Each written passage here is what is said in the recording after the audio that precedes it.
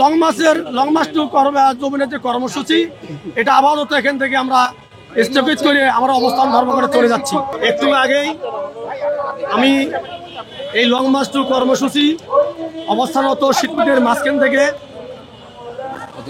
একটা প্রতিনিধি দল আমি টিএমএডি সচিব মহোদয়ের বরাবরে বা দপ্তরে গিয়েছিলাম। টিএমএডির সম্মানিত সচিব মহোদয় তার লাইব্রেরিয়ান হলরুমে আমাদের নিয়ে বসেছিলেন। উনি আমাদের নিয়ে যেটা আলোচনা করেছেন যে আপনাদের দাবি 5টা, 5 দফা দাবির মধ্যে 1 নম্বর দাবি 1089টি বাছাইকৃত এমপিওর ফাইল প্রধান উপদেষ্টার কার্যালয়ে আমরা পাঠিয়েছিলাম। এটা প্রধান উপদেষ্টার কার্যালয় ডাইরেক্টর মহোদয় ফাইল নোট করিয়ে প্রধান উপদেষ্টার টেবিলে রেখেছেন। ওখান থেকে আশ্বস্ত করেছেন ওনাকে যে আজকে সন্ধ্যার পরে অথবা আগামীকাল স্বাক্ষর হবে। আর বাকি দাবি দেওয়া আমাদের শিক্ষা উপদেষ্টা মহোদয় দেশের বাইরে আছেন, উনি 7 তারিখে আসবেন। 7 তারিখে আসার পরে ওনার সঙ্গে আমাদের টিএমএডির সচিব মহোদয়, সংশ্লিষ্ট কর্তৃপক্ষ, আন্দোলনরত শিক্ষকদের পক্ষ থেকে প্রতিনিধি টিম আলোচনা বৈঠকের বাকি দাবিগুলো তারা বাস্তবায়নের জন্য সিদ্ধান্ত নেবেন।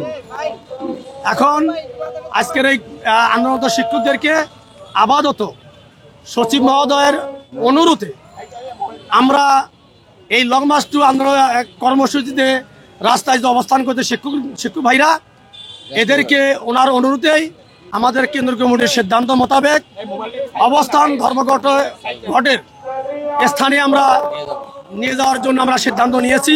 প্রধান উপদেষ্টার কার্যালয়ে লং মার্চ আমাদের ছিল, এটা পুলিশের ব্যারিকেড প্রতিবন্ধকতার কারণে আগামীকাল দুপুর 12 ঘটিকার মধ্যে এই আন্দোলনরত শিক্ষকদেরকে নিয়ে আমরা বিক্ষোভ কর্মসূচি আমরা পালন করব এবং লাগাতার অবস্থান ধর্মঘট থাকবে।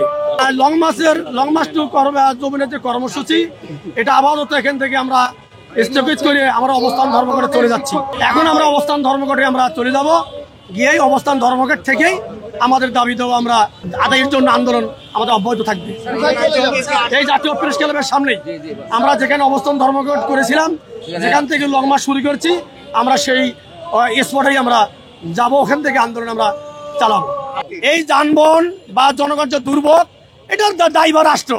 যেহেতু এই কর্মসূচি আমরা গত বৃহস্পতিবারে নিয়েছি, এই গত বৃহস্পতিবার কর্মসূচি ঘোষণা দেওয়ার পরে যদি সরকারের অধীনস্থ শিক্ষা মন্ত্রণালয়ের দায়িত্বরত যদি আমাদেরকে নিয়ে যদি আজকে এইরকম সিদ্ধান্ত দিত, তাহলে তো এই জনদুর্ভোগ হতো না বা যানজটের সৃষ্টি হতো না। যেহেতু তারা পূর্বে সিদ্ধান্ত নেয়নি, কর্মসূচির পালনের মধ্যে সিদ্ধান্ত নিয়েছে, সেহেতু এই জনদুর্ভোগ, যানজট এবং শিক্ষকদের ক্লান্তি যা ক্ষতি, এটা সম্পূর্ণ রাষ্ট্র এবং শিক্ষা মন্ত্রণালয় দায়ভার নেবে। হ্যাঁ, আগামীকাল 12টার পরে আমরা বিক্ষোভ মিছিল কর্মসূচি পালন করবো।